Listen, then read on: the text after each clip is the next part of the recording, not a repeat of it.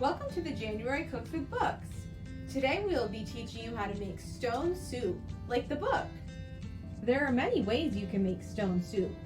For today we are using green beans, beef stock, salt and pepper, potatoes, carrots, barley, pumpkin puree, and corn.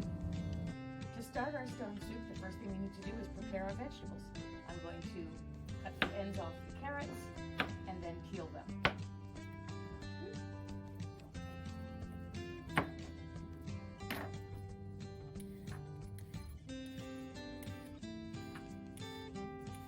Once the carrots are peeled, cut them into small pieces. You want them to be able to cook quickly in the broth.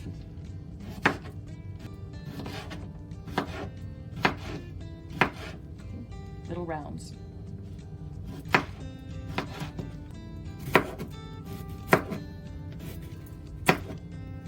After the carrots are cut up, then you can trim the green beans. I just cut off the little ends and any parts that don't look good.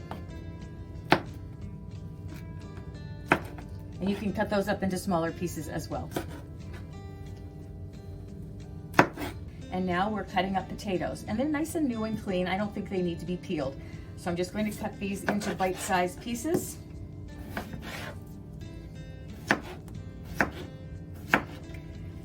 The smaller you cut them, the faster they cook.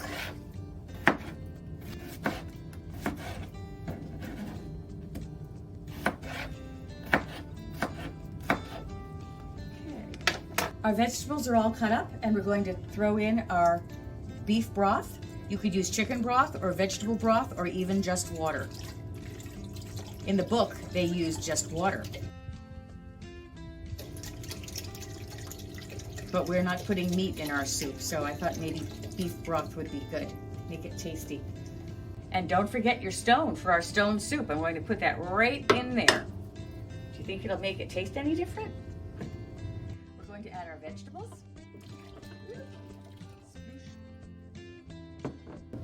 A drained can of corn. You can also use frozen corn or even fresh if you have corn on the cob that you can cut off.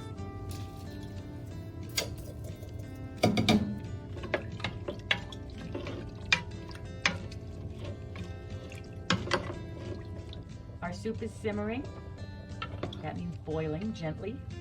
You can see all the vegetables starting to cook, the green beans, the carrots, and the potatoes. I did take the stone out because it was scraping the bottom of the pot every time I stirred it. But all the vegetables are cooking nicely. They'll need a little bit longer.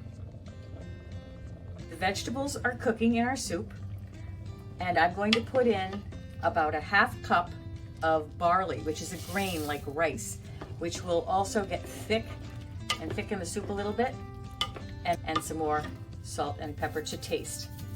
You could also have added an onion. You could also put in other herbs and spices if you like. This is very much up to you.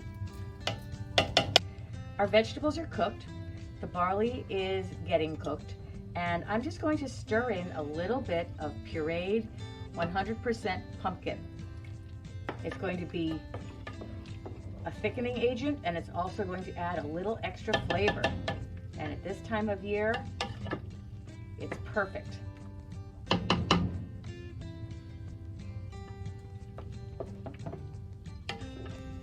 While you're waiting for your soup to cook, I have some jokes for you.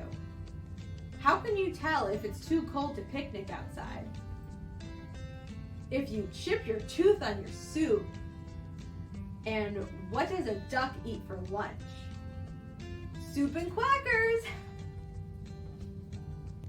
Our soup is all cooked, so now it's time to give it a taste test. It's delicious. I'm going to show you some soup books.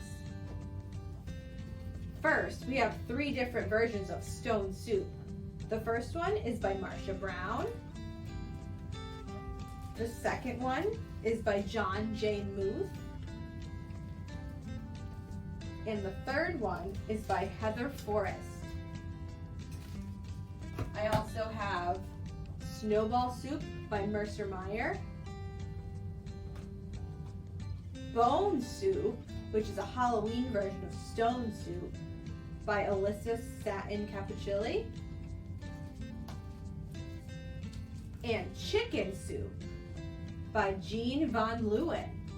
And these books are all available in the children's room. Happy cooking. Enjoy your winter. We'll see you again next month.